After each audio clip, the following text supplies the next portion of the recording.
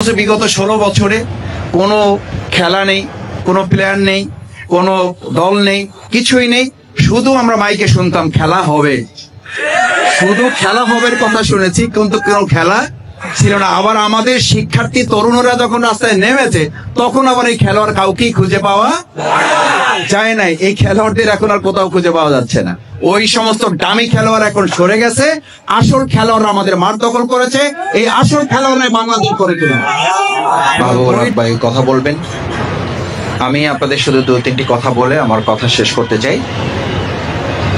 আজকে এখানে যে আয়োজন করা হয়েছে, আমি আশা করি যুব উন্নয়ন সংস্থার এই আয়োজনের ধারাবাহিকতা ভবিষ্যতে অব্যাহত থাকবে ইনশাআল্লাহ। আজকে যারা বিজয়ী হয়েছেন তাদেরকে আন্তরিক ধন্যবাদ জানাই, এবং যারা রানার্স আপ হয়েছেন তাদেরকে আন্তরিক ধন্যবাদ, কৃতজ্ঞতার শুভেচ্ছা জানাচ্ছি। কারণ আপনারা খেলেছেন বলে তো ওনারা চ্যাম্পিয়ন হয়েছে, আপনারা খেলার মাধ্যমে ওনাদেরকে আপনারা চ্যাম্পিয়ন করেছেন। সেই জন্য ভূমিকাটা যারা চ্যাম্পিয়ন হয়েছে তাদের চেয়ে আপনাদের কোনো অংশে কম না। আমাদের বাংলাদেশের রাজনীতিতে যদি এটাকে স্বীকার করা হতো, তাহলে আমাদের ব্যাট দিয়ে আজকে আপনারা বল পিটিয়েছেন, আর বিগত 15 বছর এই ব্যাট দিয়ে বিরোধী দলকে পিটানো হয়েছে। আমাদের সংগঠকরা খুব গুরুত্বপূর্ণ কথা বলেছেন, প্রত্যেকের কথাই চলে এসছে যে এই মাঠটাকে খেলার মাঠ হিসেবে না নিয়ে এখানে দলবাজি করা হয়েছে, এখানে চাঁদাবাজির আখড়া ছিল। আমি বহুদিন এখানে আশেপাশে আমার নিজের চোখে দেখেছি, এটা খেলার মাঠ না, এটা ছিল একটা মাদকের হাট। আমি আশা করি যে এখানে প্রশাসনের কর্তা ব্যক্তিরা আছেন, সংগঠকরা আছেন, আমরা নিজেরাও চেষ্টা করব যে আমাদের একজন কবির একটা কথা খুব আফসোস করে লিখেছিলেন যে মাঠ থেকে এসেছিল স্বাধীনতার ডাক, সেই মাঠ এখন মাদকের হাট। এটা বিগত 16 বছরে এই পতিত খুনি স্বৈরাচারী সরকার, আওয়ামী সরকার আমাদের ক্রীড়াঙ্গনটাকে একটা রাজনৈতিক মাঠ হিসেবে এটাকে এমনভাবে কাজে লাগিয়েছে। আমাদের দেশের সম্পদ ছিল, এটাকে তারা দলের সম্পদে পরিণত করে তাদেরকে ডামি ক্যান্ডিডেট করে ডামি এমপি বানিয়ে পুরো খেলার জগৎটাকে তারা ধ্বংস করে দিয়েছে।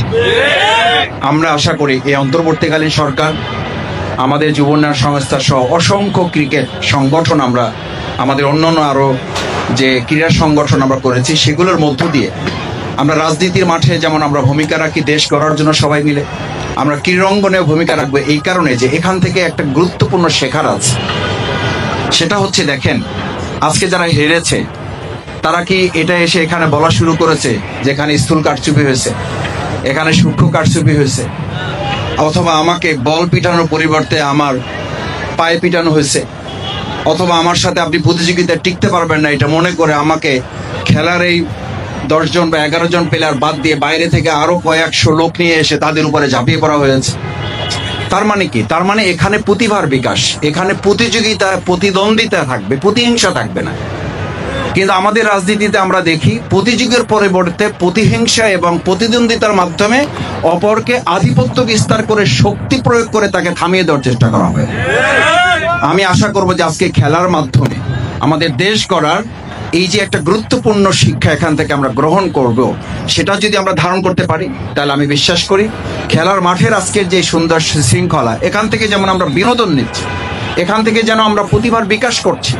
আজকে এখানে ম্যান অফ দ্য ম্যাচ হবে, এখানে ম্যান অফ দ্য সিরিজ হবে, এখানে এক পক্ষ চ্যাম্পিয়ন হয়েছে আর এক পক্ষ রানার্স আপ হচ্ছে। আরো অন্যান্য যে আমাদের প্রায় 90টা থানা বিভাগ যারা অংশগ্রহণ করেছে, তারা তো এই কথা কেউ বলে নাই যে ভাই ভবিষ্যতে আর এই খেলা আমরা যদি আমাকে জিততে না দেওয়া হয় তাহলে এই খেলা আমরা অনুষ্ঠিত হতে দেব না। অথচ বিগত 16 বছরে কোনো খেলা নেই, কোনো প্লেয়ার নেই, কোনো দল নেই, কিছুই নেই।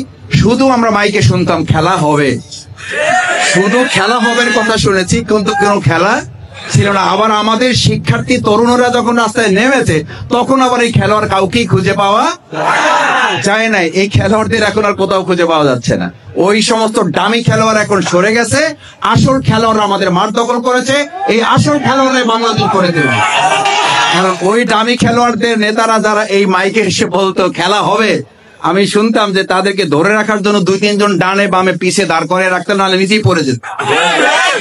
এই সমস্ত কৃত্রিম কথা বলে বাংলাদেশটাই একটা কৃত্রিম রাষ্ট্রে পরিণত করেছে, একটা অঙ্গরাজ্যে পরিণত করেছে, এটাকে একটা সেবাদাস রাষ্ট্রে পরিণত করেছে।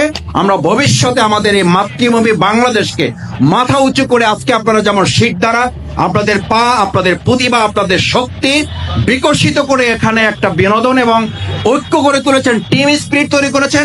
আমরা গোটা বাংলাদেশে 18 কোটি মানুষের মধ্যে জাতীয় ঐক্য টিম স্পিরিট তৈরি করে আমরা ওরকম খেলা হবে চিৎকার করে না, বাস্তবিক গোটা পৃথিবীর মাঝে আমাদের বাংলাদেশকে আমরা মাথা উঁচু করে দাঁড় করাবো ইনশাআল্লাহ। সেটা যদি আজকে এখান থেকে আমরা ধারণ করতে পারি তাহলে এই খেলাই হবে যেটা আপনারা স্লোগান দিয়েছেন যে আমাদের এই ক্রিকেট, আমাদের এই খেলা, আমাদের এই সংস্কৃতি, এটা হবে রাষ্ট্র বিনির্মাণের একটা কাঠামো, এটা হবে একটা ভিত্তি। আসুন সেই প্রত্যাশা ব্যক্ত করে আবারও যারা খেলায় একদম শুরু থেকে এখন পর্যন্ত অংশগ্রহণ করে ধৈর্য ধরেছেন, প্রতিভা বিকাশ করেছেন, বিকশিত করতে অপরকে সাহস দিয়েছেন, উৎসাহিত অনুপ্রাণিত করেছেন, তাদের সবাইকে আন্তরিক ধন্যবাদ, কৃতজ্ঞতা। ভবিষ্যতে আপনাদের এই খেলা চলমান থাকবে। আমাদের শ্রদ্ধেয় প্রধান পৃষ্ঠপোষক জনাব নুরুল ইসলাম বুলবুল ভাইয়ের পক্ষ থেকে, আমাদের প্রিয় কামাল হোসেন ভাইয়ের পক্ষ থেকে, আমাদের শ্রদ্ধেয় সংগঠক যারা এখানে এসেছেন, আমি আপনাদেরকে আশ্বস্ত করছি আপনারা যে কোনো উদ্যোগ গ্রহণ করবেন আমাদের এই যুব উন্নয়ন সংস্থার পক্ষ থেকে শ্রদ্ধেয় প্রধান পৃষ্ঠপোষক সব ধরনের সহযোগিতা আপনাদের নিয়ে আমরা অংশগ্রহণ করবো ইনশাআল্লাহ।